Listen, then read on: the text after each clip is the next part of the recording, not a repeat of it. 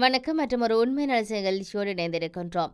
தமிழ் அரசியல் பரப்பில் மிகவும் மூத்த அரசியல்வாதியாக திகழ்ந்த சம்பந்தன் உடல்நலக்குறைவு காரணமாக உயிரிழந்துள்ளார். இவர் குறிப்பாக 1977 ஆண்டு நாடாளுமன்ற தேர்தலில் தமிழர் விடுதலை கூட்டணியின் சார்பில் திருகோணமலை தொகுதியில் போட்டியிட்டு நாடாளுமன்றத்துக்கு தெரிவானார். அதன் பின்னர் 1983 ஆண்டின் நடுப்பகுதியில் தமிழர் விடுதலை கூட்டணியைச் சேர்ந்த நாடாளுமன்ற உறுப்பினர்கள் அனைவரும் நாடாளுமன்றத்தை புறக்கணித்தனர். 3 மாதங்கள் தொடர்ந்து நாடாளுமன்ற அமர்வுகளில் பங்கு பெறாமல் போனதால் சம்பந்தன் தனது நாடாளுமன்ற உறுப்பினர் பதவியை 1983 ஆண்டு செப்டம்பர் மாதம் 7 இழக்க வேண்டிய நிலை ஏற்பட்டது. அதனையடுத்து 1989 ஆண்டு இடம்பெற்ற நாடாளுமன்ற தேர்தலின் போது தமிழர் விடுதலை கூட்டணியினூடாக திருகோணமலை மாவட்டத்தில் போட்டியிட்ட சம்பந்தனால் தேர்தலில் வெற்றியீட்ட முடியாமல் போனது. இதேபோல தமிழர் விடுதலை கூட்டணி மற்றும் EPRLF டெலோ உள்ளிட்ட பல கட்சிகள் இணைந்து 2001 ஆண்டு தமிழ் தேசிய கூட்டமைப்பு என்ற ஒரு புதிய கூட்டணி உருவாக்கப்பட்டதன் பின்னர் 2004 ஆண்டில் கூட்டமைப்பு சார்பாக 18 வருடங்களின் பின்னர் மீண்டும் சம்பந்தன் நாடாளுமன்றத்துக்கு தெரிவானார். 2001 சமகாலம் வரை தொடர்ச்சியாக நாடாளுமன்றத்துக்கு சம்பந்தன் தெரிவானார். தமிழீழ விடுதலை புலிகள் அமைப்பு திருகோணமலையில் தமிழர்களின் இருப்பை எதிர்காலத்தையும் கருத்தில் கொண்டு சம்பந்தனுக்கு பொறுப்பை வழங்கினர். 2001 ஆண்டு தமிழ் தேசிய கூட்டமைப்பு அமைக்கப்பட்ட சிறிது காலத்துக்கு பின்னர் தமிழீழ விடுதலை புலிகளுக்கு சார்பாக கூட்டமைப்பு செயற்படுகின்றது என்று எதிர்ப்பு தெரிவித்து தமிழ் தேசிய கூட்டமைப்பில் இருந்து தமிழர் விடுதலை கூட்டணியின் தலைவர் ஆனந்தி சங்கரி வந்து விலகியிருந்தார். அத்தோடு 2004 ஆண்டு இடம்பெற்ற நாடாளுமன்ற தேர்தலில் தமிழர் விடுதலை கூட்டணியின் பெயருடன் போட்டியிடுவதற்கு ஆனந்த சங்கரி தமிழ் தேசிய கூட்டமைப்பைச் சேர்ந்தவர்களை அனுமதிக்காதால சம்பந்தன் தலைமையில் தமிழ் தேசிய கூட்டமைப்பினர் தமிழரசு கட்சி சின்னத்தில் போட்டியிட்டு 22 ஆசனங்களை பெற்றனர். இந்த நிலையில் தான் 2004 ஆண்டு இலங்கை தமிழரசு கட்சியின் சின்னத்தில் கூட்டமைப்பினர் போட்டியிட்டனர். இதன்போது தமிழரசு கட்சியின் தலைவராக சம்பந்தன் இருந்தமை குறிப்பிடத்தக்கது. தமிழ் தேசிய கூட்டமைப்பின் தலைவராகவும் விடுதலை புலிகளின் ஆட்சியோடு சம்பந்தன் தெரிவு செய்யப்பட்டு நீண்ட நெடிய காலம் தலைமை பதவியை வகித்து வந்தார். தொடர்ந்து வந்த தேர்தல்களிலும் சம்பந்தன் வெற்றி பெற்று வந்ததுடன் 2020 ஆண்டு இடம்பெற்ற தேர்தலில் உடல்நலக்குறைவு காரணமாக தேர்தல் பணிகளில் இருந்து விலகியிருந்தாலும் கூட மீண்டும் வெற்றி பெற்று நாடாளுமன்றத்துக்கு தெரிவானார். அதன் பின்னர் நடைபெற்ற சம்பவங்கள் மிக முக்கியமானவையாக பார்க்கப்படுகிறது. குறிப்பாக தமிழரசு கட்சியின் நாடாளுமன்ற உறுப்பினரும் ஜனாதிபதி சட்டத்தரணிமான MS சுமந்திரன் ஒரு செவ்வியொன்றின் போது தலைமை பதவியில் இருக்கும் சம்பந்தன் விலக வேண்டும் எனவும் வயது முதிர்ச்சியின் காரணமாக தொடர்ச்சியாக சம்பந்தனுக்கு நாடாளுமன்றத்துக்கு வர முடியாது, இதனால் அவர் பதவி விலக வேண்டும் என்று சொல்லியிருந்தார். திடீரென சம்பந்தன் பதவி விலக வேண்டும் என சுமந்திரன் கூறியது சம்பந்தனுக்கு ஒரு பாரிய ஏமாற்றமாக அமைந்தது. இதன்போது தமிழரசு கட்சியின் மத்திய குழு கூட்டத்திலும் இது தொடர்பில் கலந்தாலோசிக்கப்பட்டிருந்தது. அதோடு சம்பந்தனோடு கதைத்து பதவி மாற்றம் செய்வதற்கான ஒரு குழுவும் அமைக்கப்பட்டிருந்தது. இந்த குழு தொடர்பில் CVK சிவஞானம் ஊடகங்களுக்கு உறுதிப்படுத்தியிருந்தார்.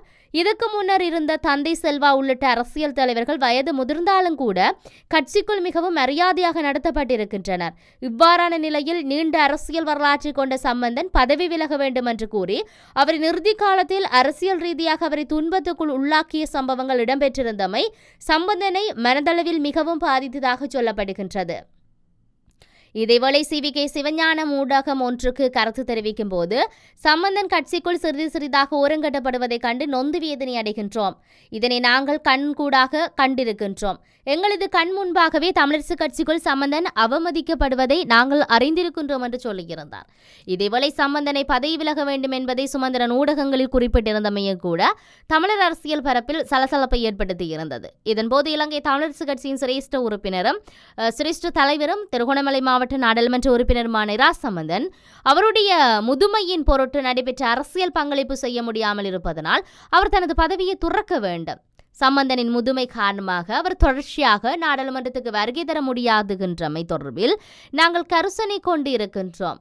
விசேடமாக நான் அந்த விடயத்தில் கரிசனைகளை கொண்டிருக்கின்றேன். அந்த வகையில் நான் ஒரு விடயத்தினை இந்த சந்தர்ப்பத்தில் பகிரங்கமாக தெரிவிக்க விரும்புகின்றேன். சில ஆண்டுகளுக்கு முன்னதாக அவரால் நாடாளுமன்றத்துக்கு சமூகமளிக்க முடியாத நிலைமைகள் ஏற்பட ஆரம்பித்த சந்தர்ப்பத்தில் நான் சம்பந்தனிடத்திலேயே நேரடியாக பதவி விலகுமாறு கோரினேன்.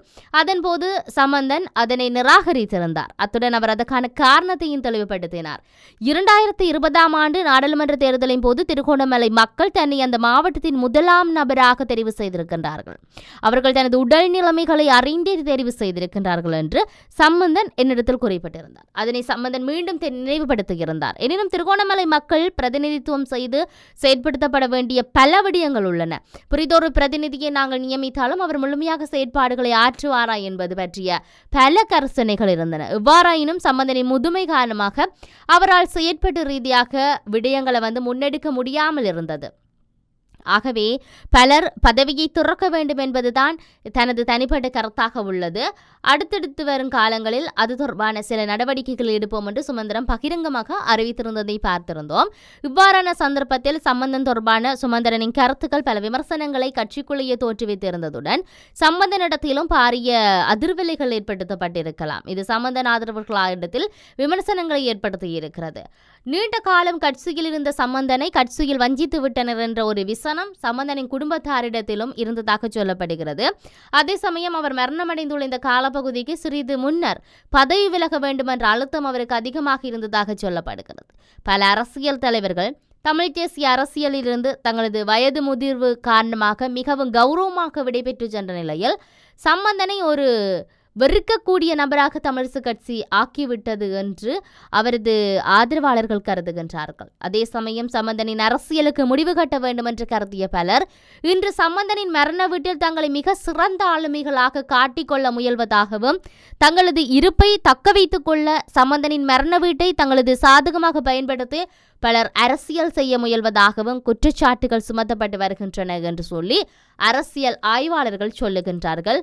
ஆகவே என்ன விடயம் என்று சொன்னால், உயிரிழந்திருக்கின்ற சம்பந்தனுடைய பூதோடலுக்கு அஞ்சலி செலுத்தப்பட்டு வருகின்றது. மலச்சாலையில் வைத்து நேற்றைய தினத்திலும் கூட முன்னாள் தலைவர்கள், முன்னாள் ஜனாதிபதிகள், அதே போன்று வெளிவிவகார அமைச்சர், அதை விட ராஜாங்க அமைச்சர்கள், ராஜதந்திரிகள் என்று சொல்லி பலர் வருகை தந்து தங்களுடைய அஞ்சலிகளை செலுத்தி இருந்தார்கள். அதே நேரம் ஜனாதிபதி ரணில் விக்ரமசிங்கவும் தன்னுடைய இறுதி அஞ்சலியை செலுத்தி இருந்ததையும் பார்க்கக்கூடியதாக இருக்கின்றது.